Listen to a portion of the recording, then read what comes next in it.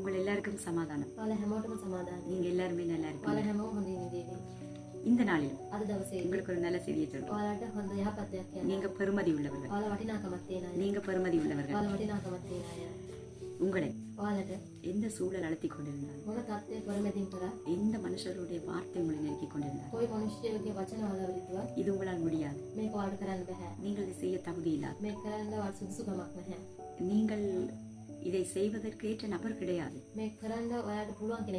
உனக்கு இது சரி வராது, எந்த வார்த்தைகளை உங்கள் கையில சொல்லி கழிவு நான் உங்களுக்கு சொன்னேன்.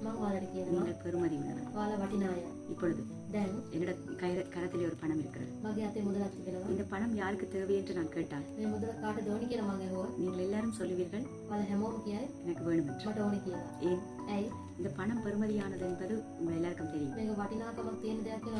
இந்த பணத்தை நான் கசக்கிறேன், நன்றாய் கசக்கிறேன். இப்பொழுது யாருக்கு வேணும் என்று கேட்கிறேன். உங்கள் எல்லாரும் சொல்லுவீர்கள் எனக்கு வேணும் என்று. ஏனென்றால் உங்கள் எல்லாருக்கும் தெரியும் இது பெருமதி உள்ளது. இதே போல்தான் நீங்கள் எந்த சூழ்நிலையால் கசக்கப்பட்டால், எப்படிப்பட்ட சூழ்நிலையால் நெருக்கப்பட்டுக் கொண்டிருந்தால் உங்களுடைய பெருமதி மாறவே இல்லை, உங்களுடைய பெருமதி அழியவே இல்லை. நீங்கள் இன்னும் பெருமதி உள்ள நபராகவே இருக்கிறீர்கள். தேவன் மனிதன் இந்த பூமியில் உண்டாக்கும் பொழுது ஒவ்வொரு மனிதனையும் ஒரு திட்டத்தோடு இந்த பூமியில் உருவாக்க உங்கள் மேலெல்லாம் ஒரு திட்டம் உண்டு. நீங்கள் நல்லாய் வாழும்படி, நீங்கள் ஆசீர்வாதமாய் இருக்கும்படி, இந்த பூமியிலே நன்றாய் வாழ்ந்திருக்கும்படி இந்த பூமியிலே உங்களை உருவாக்கி நீங்கள் நன்றாய் வாழுங்கள். உங்களுடைய பெருமதி மாறவே இல்லை.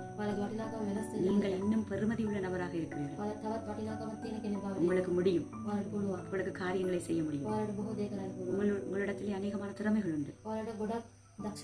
நீங்கள் எந்த காரியத்தை செய்தாலும் அதை திறமையாய் செய்கிற நபர். நீங்கள் முன்னோக்கி செல்லுங்கள், உங்கள் வாழ்க்கையை வாழுங்கள். நீங்கள் பெருமதி உடையவர்கள் என்பதை முதலாவது நீங்கள் நம்புங்கள். தேவன் உங்களை ஆசீர்வதிப்பார்.